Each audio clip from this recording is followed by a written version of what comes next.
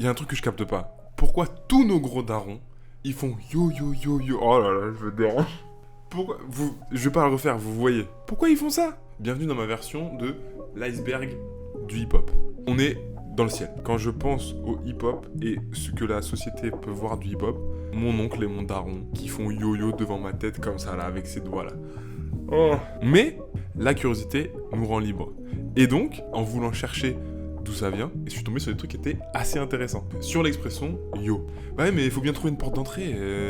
Je savais pas comment prendre le truc. Déjà, je suis sûr que tu savais pas que yo, c'était la contraction du cri du marin yo-ho.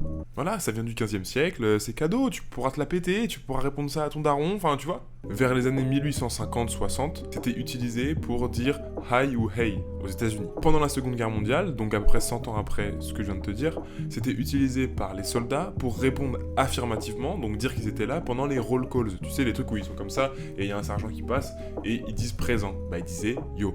Celle-ci, elle est précise, je l'aime bien, elle est folklorique. On est dans les années 40-50 à Philadelphie, dans la communauté italienne. Il y a 300 personnes.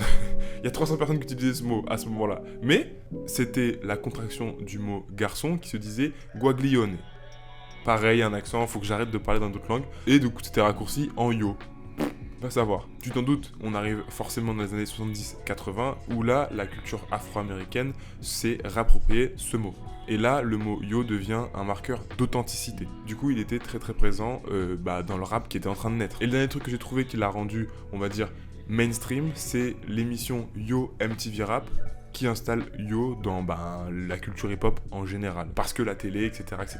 Voilà, maintenant tu peux te la péter devant ton daron, dire qu'il est ringard en lui expliquant pourquoi il est ringard, parce que juste quand tu lui dis, il croit pas. Et tu peux l'achever avec cette information. Tu lui dis que quand il fait yo-yo devant ta tête, il applique ce que Bourdieu appelait la distinction. C'est un principe selon lequel les classes établies dévalorisent les esthétiques qui ne sont pas de leur classe. Tout ça pour protéger leur capital culturel. Tout ça pourquoi? Parce qu'ils sentent bien que se rapproche plus de la fin que du début, si tu vois ce que je veux dire. Et du coup, la réponse un peu facile, c'est de tourner en ridicule un élément qu'on ne connaît pas, plutôt que d'essayer de le comprendre. Normalement, avec ça, il t'écoute. Reste curieux et abonne-toi.